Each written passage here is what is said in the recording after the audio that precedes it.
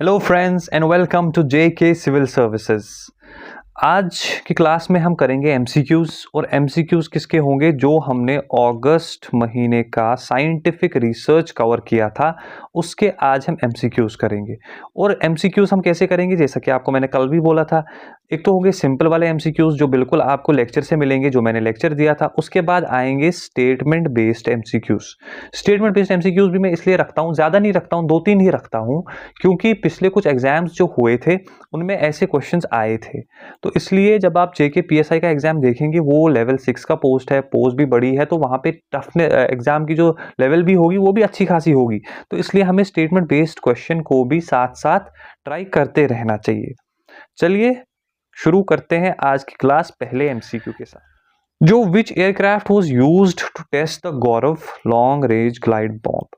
तो अगर हम इसके बारे में बात करें, कल मैंने पढ़ा दिया था गौरव के बारे में, जो ग्लाइड बॉम्ब है, ये ग्लाइड बॉम्ब भी मैंने कल समझा दिया था, तो अभी हम फिर से वो सब नहीं समझेंगे। अगर आपने कल की क्लास नहीं देखी आप एक बार वो देख लीजिए, क्योंकि अगर आप कल की क्लास देखेंगे तो आपको समझ में आ जाएगा कि आज के एमसीक्यूज कितने आसान हैं।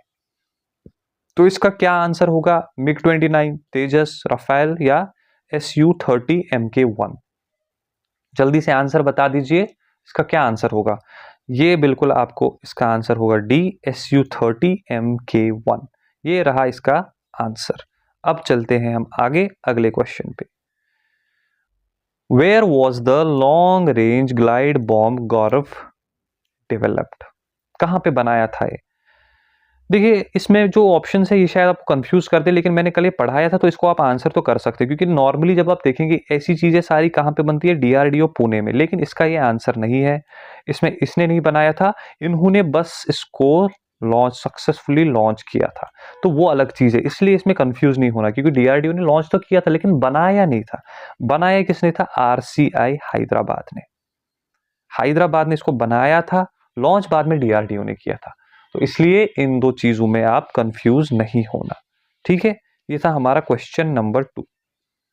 अब आते हैं हम क्वेश्चन नंबर 3 पे।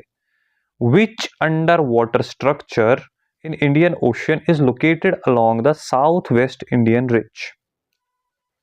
ये कल मैंने कवर कराया था, साउथ वेस्ट इंडियन रिज में, जहां पे मैंने आपको बता दिया था कि कुछ स्ट्रक्चर्स वहां पे पाए गए हैं, फिर इंडिया ने उनका नाम प्रपोज किया है, अगर आपको याद होगा। तो बताइए इन तीन में से कौन है? अशोका सी माउंट है, चंद्रगुप्त रिज है, कालपातारू रिज है, या ऑल ऑफ द अबव है? तो अगर आप इसका आंसर देखेंगे तो इसका आंसर आपको है ऑल ऑफ द अबव। ये तीनों स्ट्रक्चर वहां पे पाए गए हैं। एक सी माउंट, सी माउंट मैंने कल आपको एक्सप्लेन कर भी दिया था, अगर आपने नहीं देखी है कल की क्लास तो मैं आपको बता दूं, एक पहाड़ी जैसी होती है ये, लेकिन पानी के अंदर होती है, सरफेस पे नहीं होती है, ये आपको पानी के ऊपर से नहीं दिखेगी, ठीक है। ये हो गया सी माउंट। और उसके बाद चंद्रगुप्त रिज और कालपातारू रिज। ये है हमारा question number 3, all of the above है इसका आंसर। अब चलते हैं हम अगले क्वेश्चन पे। Where is the growth India telescope located? बताओ भैया, ग्रोथ इंडिया टेलीस्कोप कहाँ पे लोकेटेड है? इंडिया फर्स्ट रोबोटिक टेलीस्कोप जो बना है कहाँ पे लोकेटेड है? मैंने आपको कल बार बार बोला था इसको याद करना, क्योंकि ये फर्स्ट टाइम इन इंडिया हुआ है और ये है लद्दाख में। आप ऐसा करना, मतलब जब भी कोई क्वेश्चन आए ना स्पेस के रिलेटेड, तो आप ध्यान रखना कि कहीं वो लद्दाख में तो नहीं है, बिकॉज लद्दाख बहुत इंपॉर्टेंट है as far as a space research is concern. कल मैंने पढ़ाया भी था वहाँ की जो टोपोग्राफी वगैरह है, जियोमॉर्फोलॉजी है, जियोकेमिकल है, वो सारा काफ़ी एक्स्ट्रा टेरिटोरियल इन चीज़ों से मिलती है, इसलिए आपके लिए लद्दाख जो है वो बहुत इंपॉर्टेंट हो जाता है। तो इसका आंसर है लद्दाख। और इसी टेलीस्कोप ने क्या सिग्निफिकेंट इवेंट को कैप्चर किया था? सुपरनोवा एक्सप्लोजन तो बिल्कुल नहीं किया था, कॉमेट लैंडिंग ऑन मून बिल्कुल भी नहीं किया था, सोलर इक्लिप्स नहीं, ऐसा भी नहीं था, सोलर इक्लिप्स तो क्या ही कैप्चर करना है। और ए बिल्डिंग साइज्ड एस्टेरॉयड अप्रोचिंग अर्थ, ये इसने कैप्चर किया था, और ये भी हमने कल अच्छे से डिस्कस किया। अगर आपने देखी है कल की क्लास तो आप इसको आराम से आंसर कर पाएंगे। अब हम चलते हैं अगले क्वेश्चन पे। Where will the world's first thorium molten salt nuclear power plant located? बताओ भैया कहाँ पे होगा ये लोकेटेड? तो चलिए ऑप्शंस देखते हैं। निवाडा डेजर्ट, निवाडा डेजर्ट कहाँ पे? USA में? नहीं, बिल्कुल भी नहीं है, ये तो गलत है, ऐसा तो हमने नहीं पढ़ा था। मोजावे डेजर्ट अगर आप देखेंगे ये भी USA में है, ये भी हमने नहीं देखा था, वहां पे भी नहीं था। सहारा डेजर्ट जो है वो अफ्रीका में है, लेकिन यहाँ पे भी आपने ये जो है नहीं देखा था। फिर हमारा है ऑप्शन डी, बिल्कुल सही है, गोबी डेजर्ट तो है।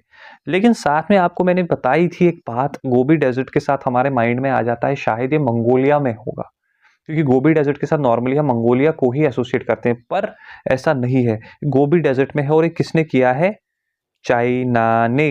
चाइना ने इसको किया है, जो कि करने वाले हैं world first thorium molten salt nuclear power plant. Gobi desert answer है, कौन कर रहा है? चाइना।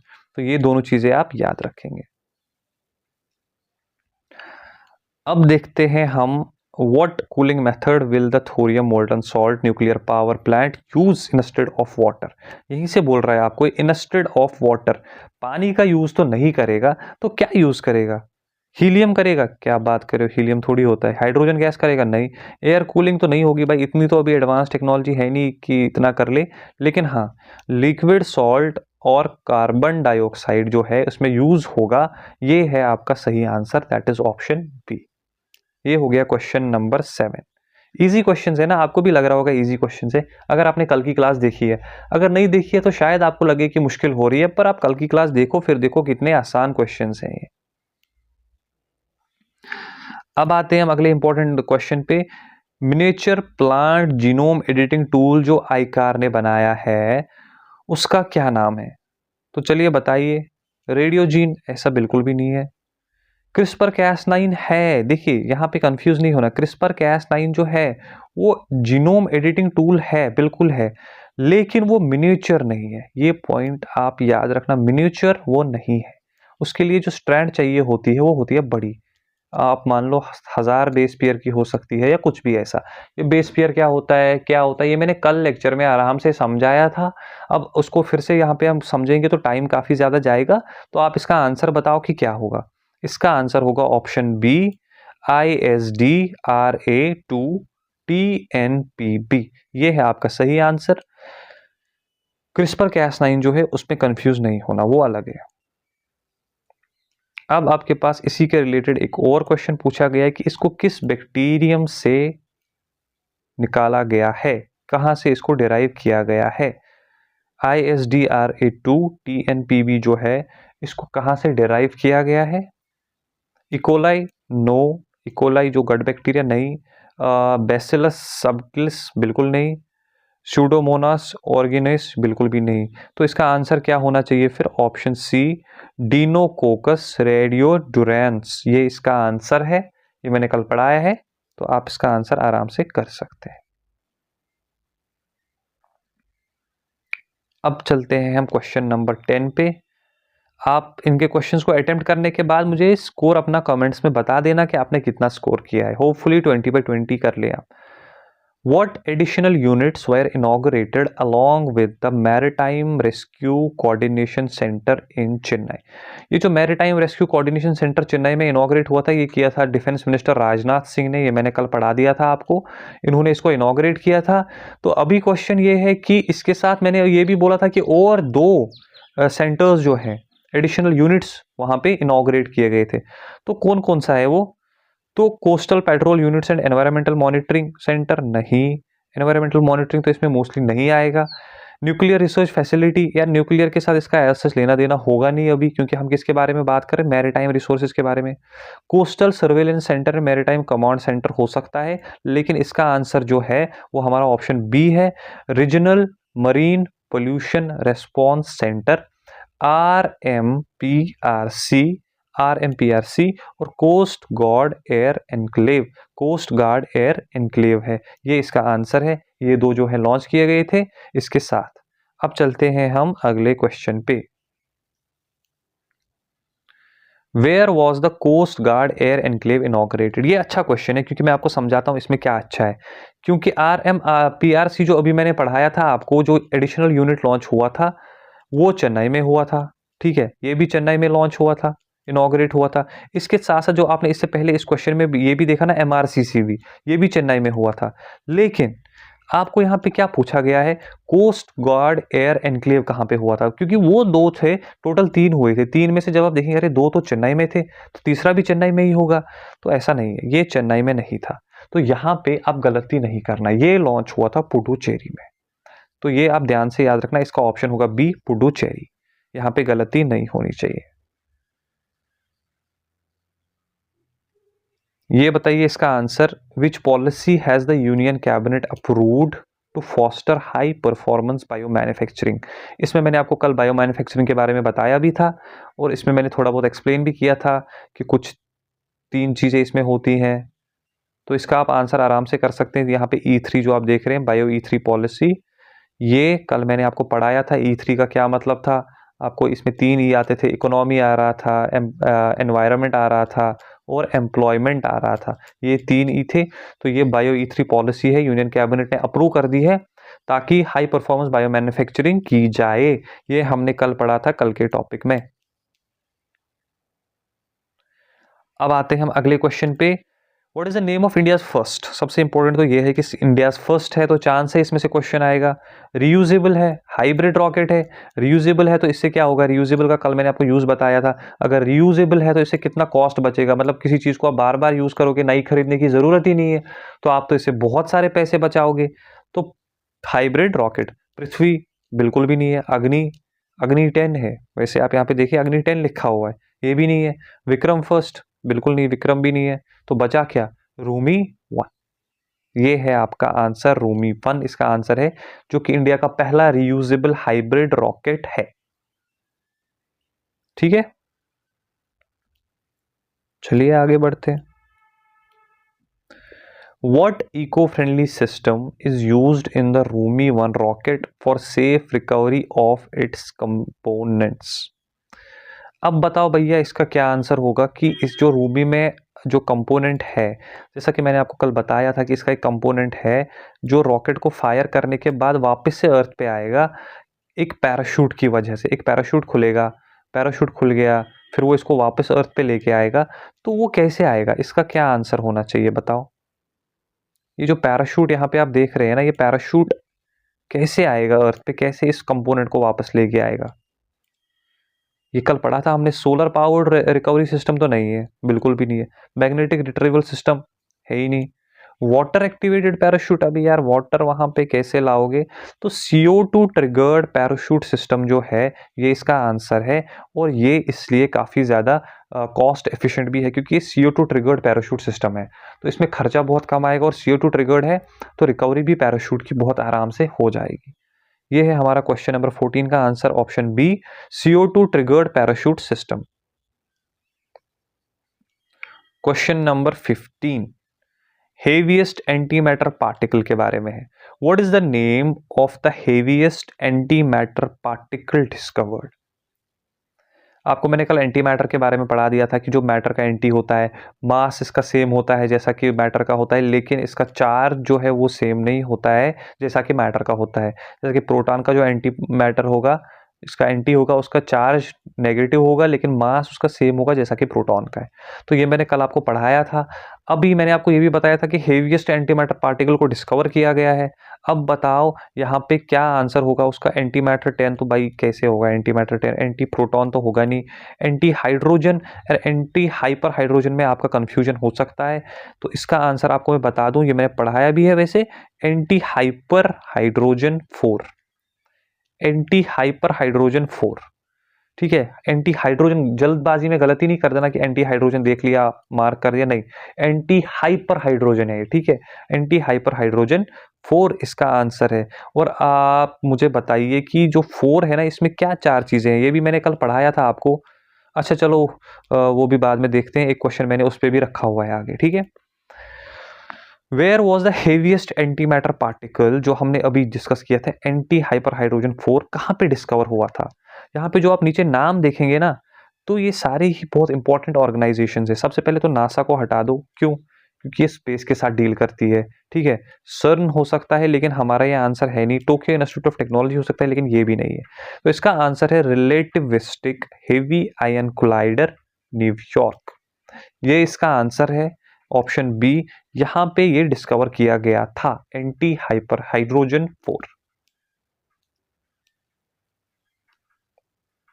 बहुत इजी क्वेश्चन है ये वाला, क्योंकि ये पिछले 2 साल से न्यूज़ में चलता आ रहा है, आपको पता होनी चाहिए। What name should be given to the landing site, ये तो आपने काफ़ी बार करंट अफेयर में पढ़ा भी होगा। बहुत सिंपल है, शिव शक्ति पॉइंट।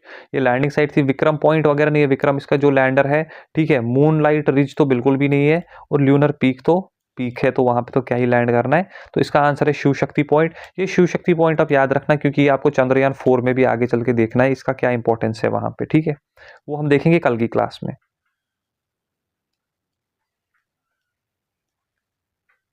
हाँ भैया बताओ, what is the theme of national space day 2024? ये मैंने कल आपको पढ़ाया था, क्योंकि पहली बार इंडिया में इसको सेलिब्रेट किया गया था। कब? डेट क्या थी? 23 अगस्त को, जिस दिन क्या हुआ था, 1 साल पूरा हो गया था लैंड किए हुए, किसको? चंद्रयान 3 को। तो अब इसको 1 साल हो ही गया था, तो सोचा कि चलो नेशनल स्पेस डे सेलिब्रेट कर देते हैं। तो थीम क्या थी इस बार? मैंने रिपीटेडली बोला था थीम याद करने के लिए, क्या थी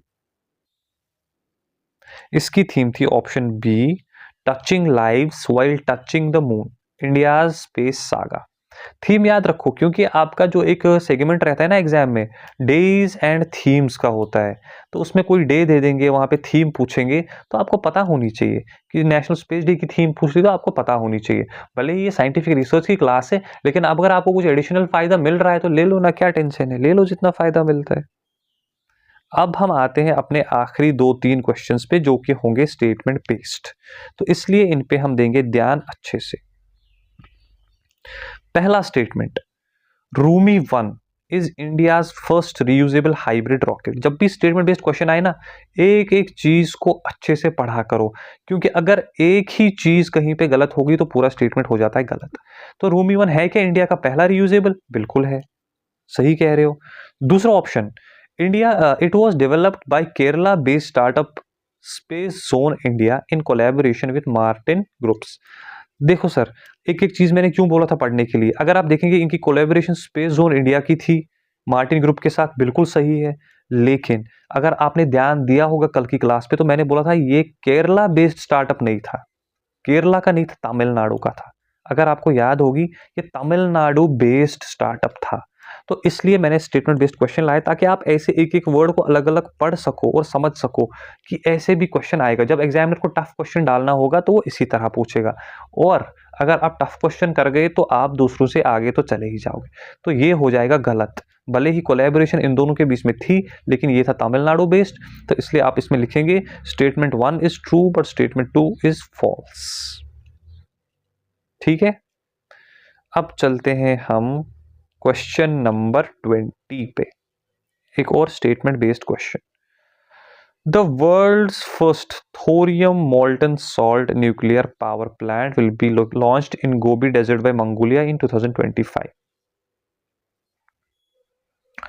बताओ सर इसका क्या होगा, ये ठीक है कि नहीं है? जो world's first thorium molten salt nuclear power plant है, बिल्कुल है। गोबी डेजर्ट में होगा, बिल्कुल होगा। लेकिन इसमें क्या गलत है कि ये मंगोलिया करेगा। अरे भाई, मंगोलिया कहाँ करेगा, ये करेगा चाइना। यही मैंने बोला था, देखो कहीं पे कुछ गलती तो है नहीं। तो मंगोलिया तो नहीं करेगा भाई, बिल्कुल नहीं करेगा, ये करेगा चाइना। तो हमारा पहला स्टेटमेंट हो गया गलत। ठीक है, अब आते हैं हम स्टेटमेंट 2 पे। The plant will use thorium as fuel, बिल्कुल थोरियम ही करेगा, थोरियम मोल्टन सॉल्ट है तो बिल्कुल करेगा। थोरियम इसका फ्यूल होगा, यूरेनियम नहीं होगा। Correct.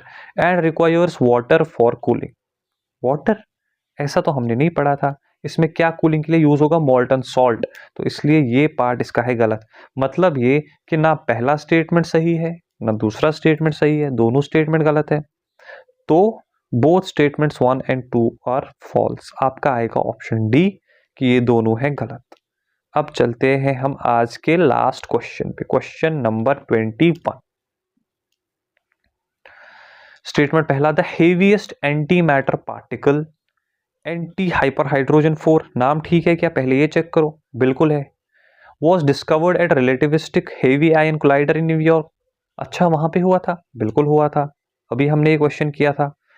Anti hyper hydrogen 4 is made up of an anti proton, इसमें एक एंटी प्रोटॉन होता है, ये मैंने कल पढ़ाया था। 2 anti neutrons, neutrons anti neutrons होते हैं इसमें, ठीक है। और एक एंटी हाइपरॉन होता है। यस, ये तीनों चीज़ें इसमें होती है। 4 चीज़ें हैं वैसे, एंटी न्यूट्रॉन 2 होते हैं, ये मैंने कल पढ़ाया था आपको, आपने कल की क्लास में देखा होगा। इसका मतलब ये कि पहला स्टेटमेंट तो ठीक था ही, दूसरा भी ठीक है। बोथ, आपका क्या आंसर आएगा? Option A, both statement 1 and statement 2 are true. Option A इसका आंसर आएगा। तो ये हो गए हमारे 21 क्वेश्चंस जो हमने किए थे फ्रॉम द मंथ ऑफ सितंबर अगस्त 2024 का जो भी था, उसका हमने जो भी साइंटिफिक रिसर्च कवर किया था उसका ये हो गया हमारा एमसीक्यू सेशन भी खत्म। आई होप आपने एटलीस्ट 20 क्वेश्चन तो 21 में से किए ही होंगे सबने। तो चलिए मुझे कमेंट्स में अपना स्कोर बताइए। जब तक कि हम मिलते हैं नेक्स्ट क्लास में जो कि होगी सितंबर की। Till then bye bye.